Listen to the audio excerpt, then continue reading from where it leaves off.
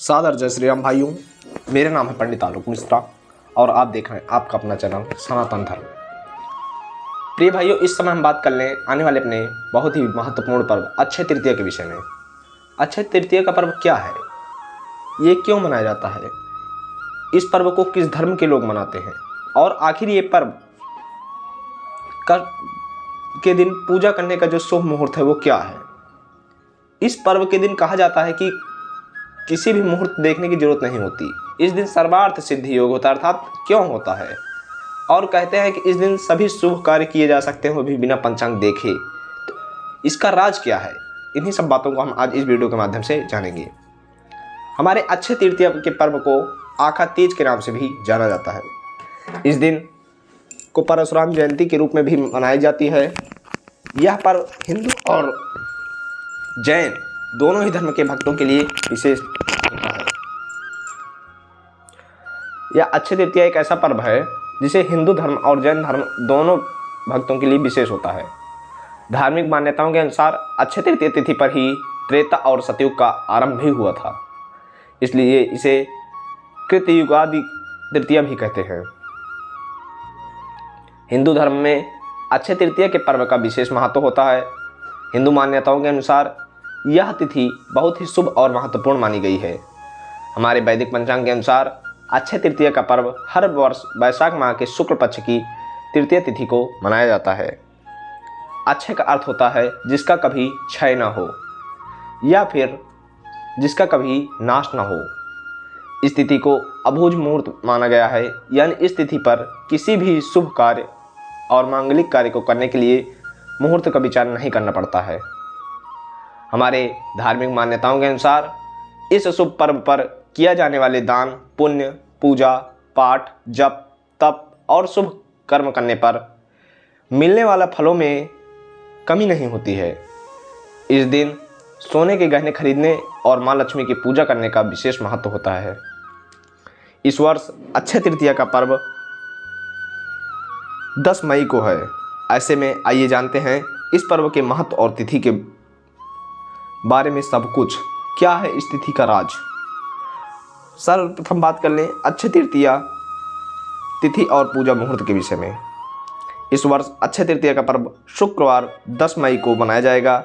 हमारे वैदिक ऋषिकेश पंचांग के अनुसार वैशाख माह के शुक्ल पक्ष की तृतीय तिथि की शुरुआत 10 मई को सुबह 4:17 पर होगी।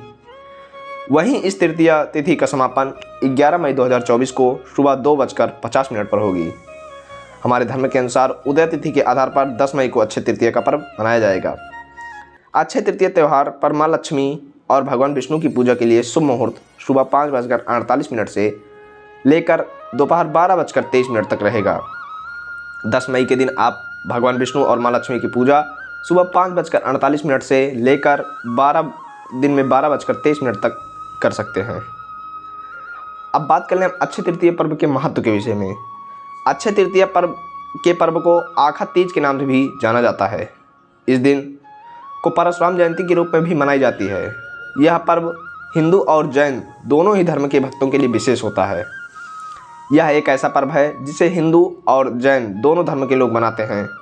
धार्मिक मान्यताओं के अनुसार अक्षय तृतीया तिथि पर ही त्रेता और सतयुग का आरंभ भी हुआ था, इसलिए इसे कृतयुगादि तृतीया भी कहते हैं। अक्षय तृतीया तिथि की अधिष्ठात्री देवी जो हैं, इस पर स्नान, दान, जप, यज्ञ, श्राद्धाय और तर्पण आदि जो भी कर्म किए जाते हैं वे सब अक्षय हो जाते हैं।